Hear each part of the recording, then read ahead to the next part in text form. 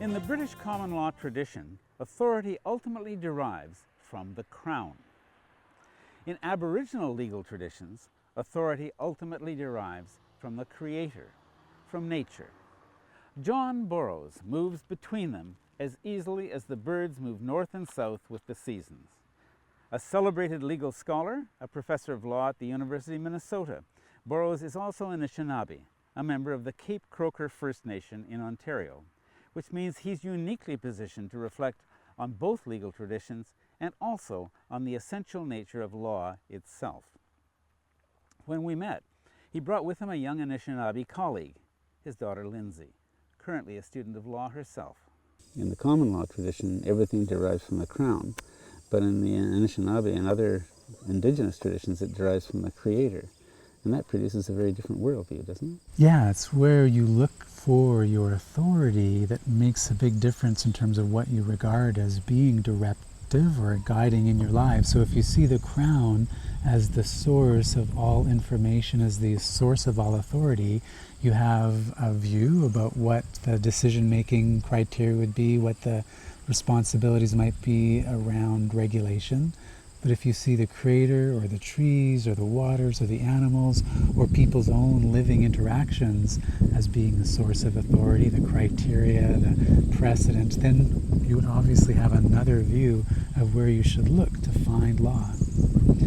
In Anishinaabe, there's a different set of terms for thinking about law.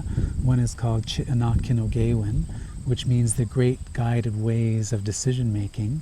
But another is Kinwejawewin, and I think you might be talking to Basil Johnson later, and this word Kinwejawewin means to take guidance from the criteria that you find around you. And so Anishinaabe people themselves have ideas about law that are more organic, that are more embedded in interactions and relationships. Where you would see law in a non-Crown based system is you would find it in the things that deserve respect in the world. So if you see a good set of behaviors from elders, you would find law emanating from those people because they're worthy of respect, because they've demonstrated that through their actions, the way they've taught and they've lived. If you see a bird and the way that that bird takes care of its young, and you recognize in that interaction there's something that you should be taking into your life, you would find law in that source as well.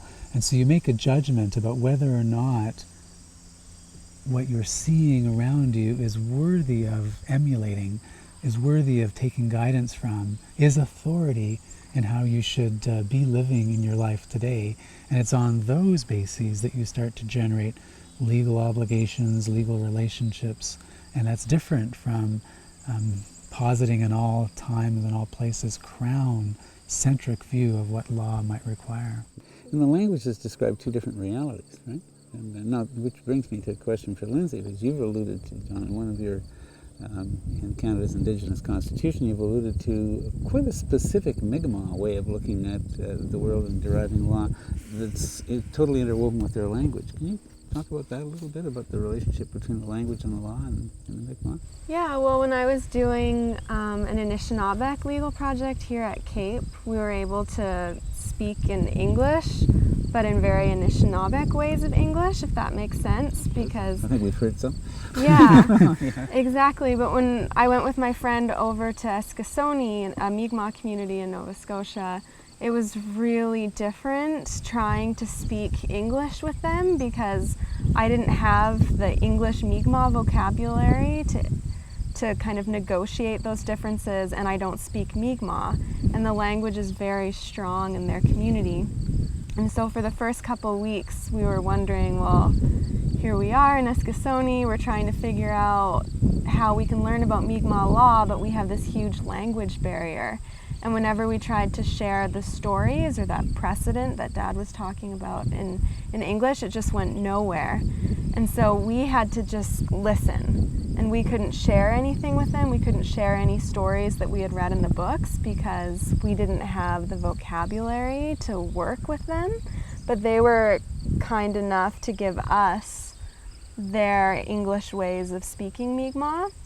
And then we had someone with us who was a fluent Mi'kmaq speaker So when people did switch into their language, they could just go off, and then later our friend helped us to translate it. So it was really integral for them to be able to express certain concepts and to be able to put the stories into their own terms, which we found out that the publications meant nothing to them. It was very much an oral tradition and had to come from their mouths and their living breath.